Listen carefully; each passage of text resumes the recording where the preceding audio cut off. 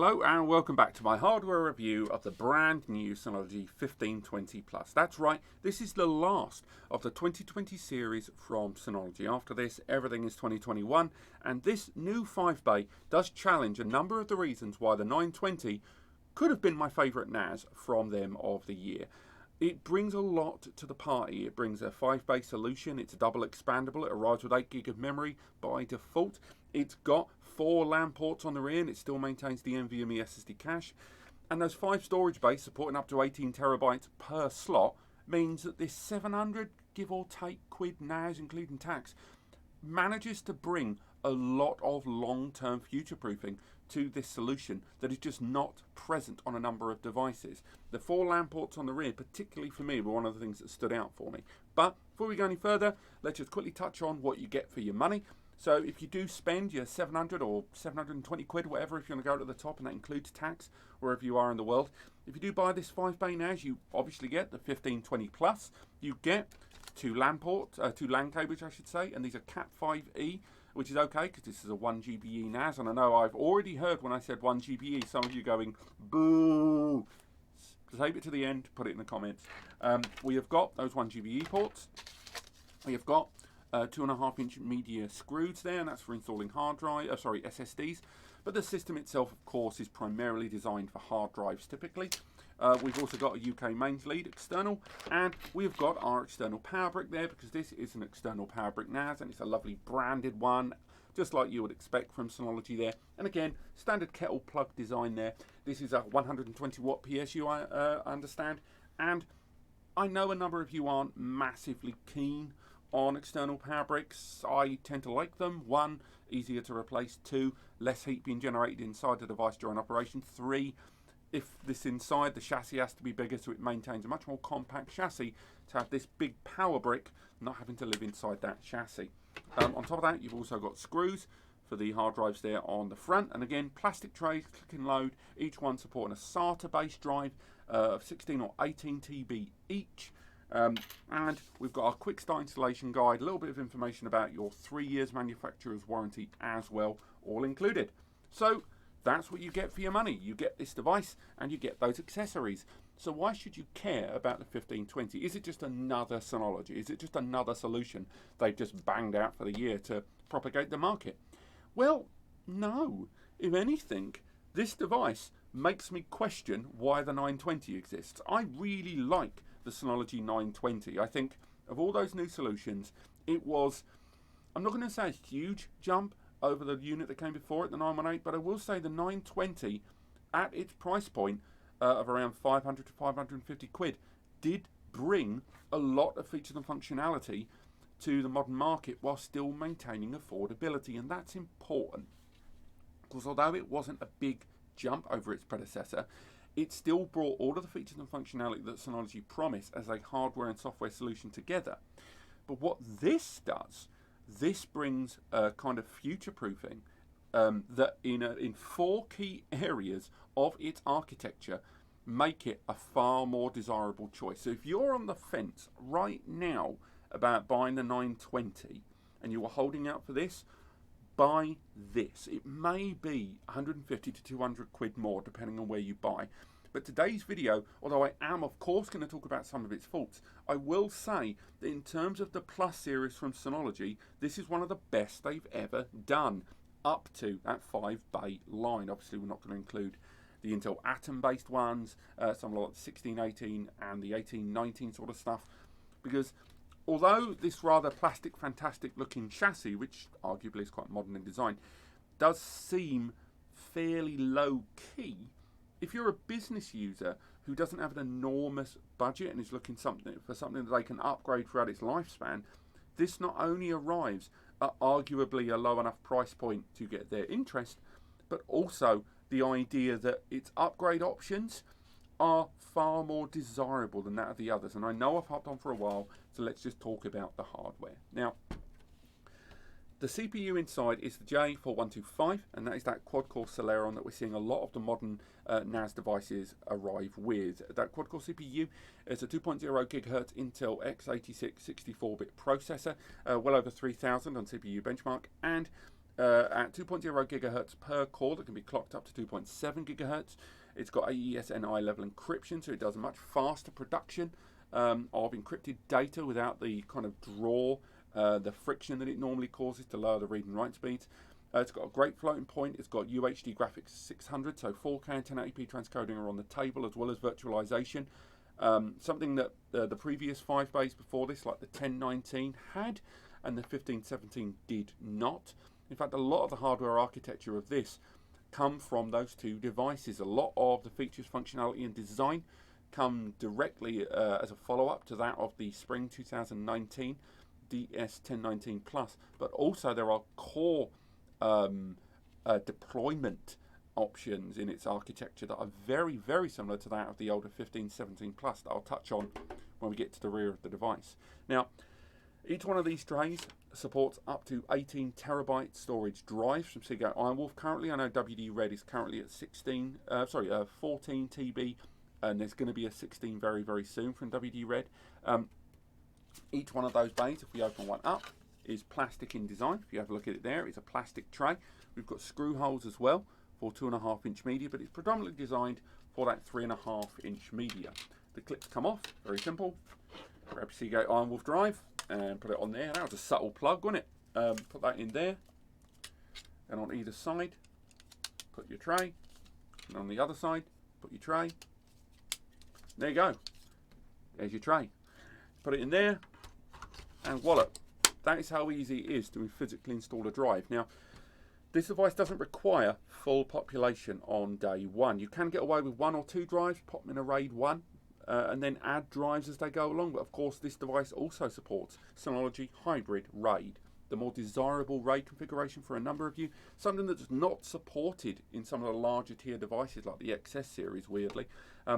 But with an SHR, you can put maybe 2 drives on day 1 if you want in a Synology Hybrid RAID, and add those drives later and expand the RAID, always having 1 disk of parity, your safety net. Or you can go for an SHR2, which is comparable to that of a RAID 6.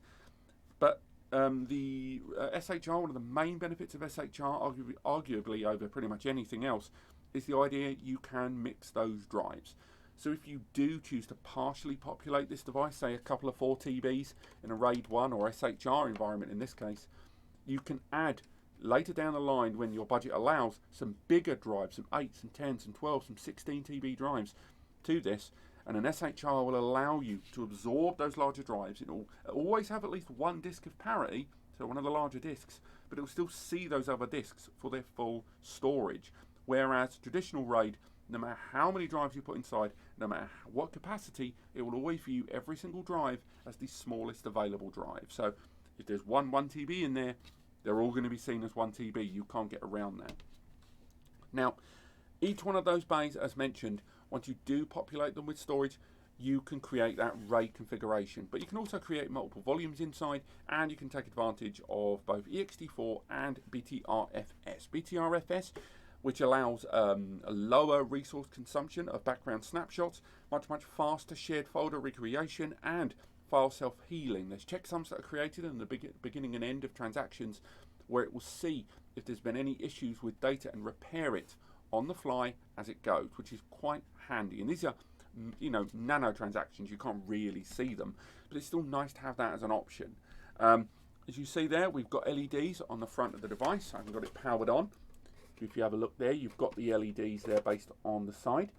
And on the bottom there, we have got that USB port, which allows us to connect a USB drive for storage and backup. So, although it's not a one-touch copy button, which I personally love, you can take advantage of the USB copy program and a few other backup options on the Synology to allow you to either back up a USB to the NAS or the NAS to a USB just by connecting the drive, and then the automated software will click in. Now, you can have differential backups, which is when it only backs up files that have changed and folders that have been updated, or you can do a one-way or two-way sync. You can do a live sync. There's or a time-managed backup. There's loads of options open to you. And if you're a student or you're working with a flash drive, maybe you're a photo video editor or you're a photographer on the fly, and you'll just get home, dump your bag, connect the drive, and then it will back up. Those are options that are open to you. You need to have a multi-tier backup strategy. Now, I could talk a lot more about Synology software. I covered it in a lot of other videos. I recommend you check those out. You've got a huge number of applications available with this device. You've got a myriad of the collaboration suite, Synology Chat, Synology Drive, Synology Mail, Synology Office, Synology Calendar. All of these options open to you that replace a lot of third-party apps you have in your environment that utilize the cloud. All of those apps use just the NAS, which is great to hear. This is an Intel Celeron powered NAS, so you have got you've got a decent enough CPU there. It's not an Intel Core or a Pentium, so there are limitations, but it's still a very good CPU. And the fact this device arrives with 8 gig of memory by default, that's the full 8 gig of 2666 megahertz memory, the official maximum supported by that CPU, is interesting too.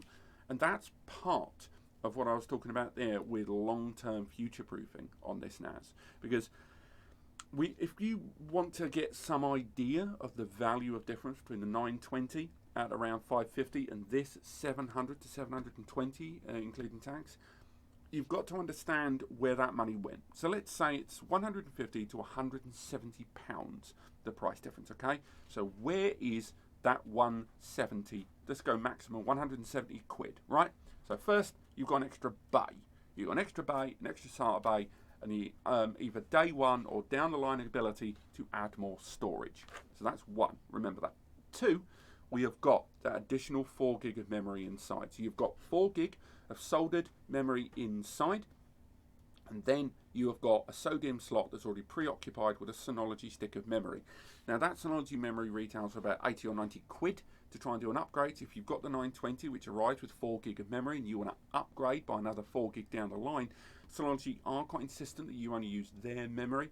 And if you do use other brands' memory, Crucial, Kingston, Samsung, that sort of thing, that's not supported by them and they can't provide you support, and it can not so much invalidate your warranty, but if something goes wrong, it's not going to be possible for them to support you because you're using an unsupported configuration. I've already done guides on this channel about unofficial upgrades, but of course, always remember if you do pursue those, that it might affect stability. So make sure you've got a dozen backups or more in place.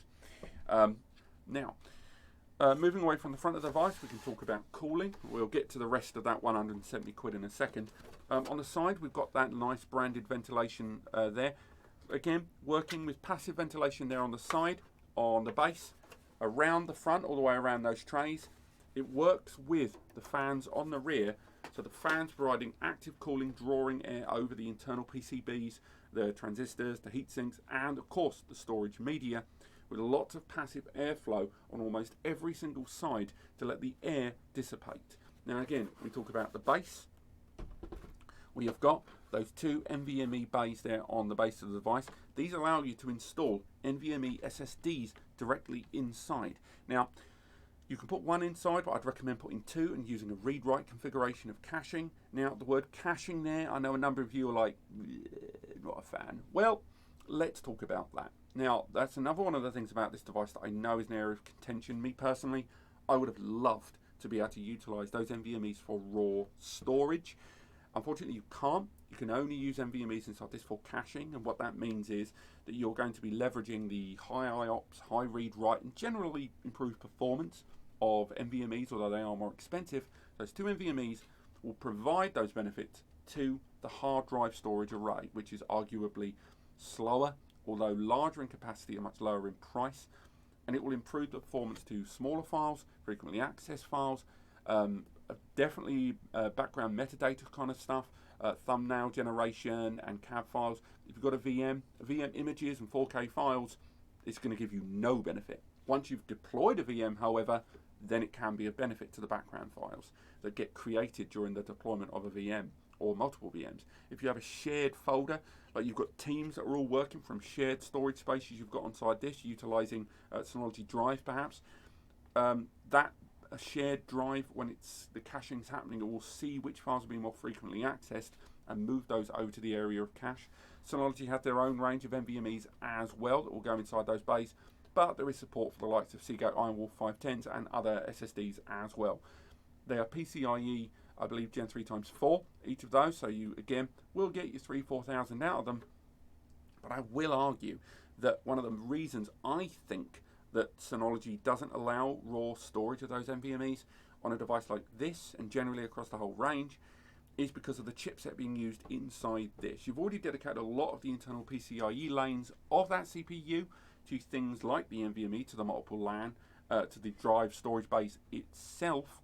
So if you tried to use it for raw storage, you probably wouldn't get the full NVMe possible anyway. You would get good speeds, but they wouldn't be significantly higher than that of SATA. Maybe 2 times the SATA if you're lucky.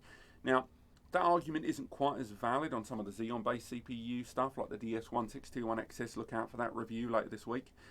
But it's still not ideal to have NVMe's being used just for caching, because a number of you would like your VM to live on it. You'd rather utilize it maybe for high-end Plex, although the CPU inside this, although good for Plex, you're probably going to go as high as 1080p. Of course, we're going to do a Plex overview of this device and do a performance on it. That's probably not going to be for a week or so. But the NVMe's not being able to be used for raw storage is one of my gripes about this device. I don't have many gripes about this because, of course, it would be easy for me to say, I want it to be 10 GBE, I want 5 years warranty, and I want jam on it. But you've got to think in that price scale what you're getting. There's only one other complaint I have for this device that I'm going to talk about later on.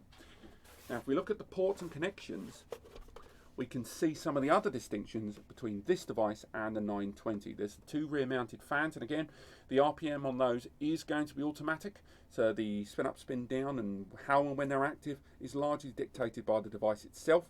But you can change them all. You can manually change it if you want, the same way you can change the LEDs on the front, the brightness. But I wouldn't recommend it on the fans, because those fans and the sensors inside will increase and decrease fans activity based on the internal temperatures of the device. They won't really affect noise that much, and if anything, noise on the device like this will come more from the storage drives themselves, or the storage drives, each one, if they're more enterprise in design, if they're ones like the likes of 7200 Seagate Ironwolf Pro or an Exos series drive, I do think those are drives where you're not going to you're going to worry less about the fan. You're going to think more about the noise from the drives, because they make a lot of racket, and there's nothing you can do to stop that. At least this is a plastic chassis NAS with plastic trays. If this was metal, that noise would be even higher. But do bear that in mind, and don't try and muck around with the fans too much. Wouldn't recommend it. Now, the rest of that money difference between this and the 920 becomes very apparent now. Firstly, there are 4 LAN ports, which means with link aggregation you can get up to 4 GBE. So that's around 400 to 440 megabytes per second on a supported lag or port trunking switch, which means if you're running a 10G connection to one of those affordable switches that have one 10G port and a bunch of 1 GBEs, you can make sure that you get that 4G out of it. Alternatively, enabling, if it's a 1G managed switch in your home or business environment, you can run this directly into that switch and get that 4G delivered to multiple users. If you've got 4 users, they're going to get 100 megs each. If you've got 8 users, they're going to get 50 megs each. Obviously, the storage media inside and the protocols of each transaction itself make a vast amount of difference, but it's still nice to have that option. But that does lead me to another one of my complaints. The fact this is still 1 GBE is a bit of a bummer. I know that's something in the comments that's going to come up, and particularly given the NVMe inside and the fact this is a 5 bay, so 5 even traditional SATA drives are going to exceed that 400 megs. If you put in bog standard 5400 64 meg 2 TB drives, they're still going to exceed 400 megs in a RAID 5 or an SHR. With each one of those drives, even barely maxed out, if they were given 150 meg for the first drive and another 50 meg per drive in the RAID, you're still going to exceed at 5 drives the 400 megs. It still feels like a bit of a bottleneck even at those ports, but still, nevertheless, the 920 arrives with 2 LAN ports and this has got 4, so that's another area where that 150 to 170 quid is made up. And finally, on the side there, we've got 2 eSATA ports. Now, the 920 can be expanded by a 5 bay known as a DX517, so you get the 4 bays at the start, and you can add 5 more drives. It's an eSATA based expansion, requires its own power, it's JBOD in design, but it does allow you to expand your RAID pool, your SHR, over to the expansion. It means you don't have to change all your shared folders, you don't have to change any of your protocol, any of your locations. You get to keep everything and all the file locations that are all on shared drives with your clients and your staff, but you can add more storage drives. This doubles it by allowing you to add 2 expansions, allowing to up to a maximum 15 storage bays total, 5 inside, 5 bolted on either side. So there's a large degree of upgradability on this device that, in terms of storage at least, is not present on the 920, and that's just one of the last areas where there is that price difference. So summarizing, if you're looking at the 920, if you're already at your budget, then I understand, go for the 920. It's still a fantastic NAS, I do recommend it. If you can spare it, or if one of those 4 features of upgradability, the extra LANs, the extra eSATA ports, the extra internal memory, and the extra bay on the front, if any one of those seems like something you're going to utilize in the product's lifespan, try to spring for the extra 150, 170, because it is a better choice than the 920, particularly for business users overall. They've both got 3 years of warranty, and they will both perform DSM to the same degree. It is a good NAS, although it is still very much a product of Synology putting a device in its portfolio in a certain place. And I think a number of us, although we wouldn't expect 10 GBE on this, we might have liked PCIe upgradability or 2.5 GBE, but que sera. Thank you so much for watching. I hope you guys have enjoyed this video. There should be a full breakdown of 5x5 coming soon, as well as my full written review from NAS Compares below in the comments. Thank you so much for watching. Click like if you've enjoyed the video. Click subscribe to learn more, and I will see you next time.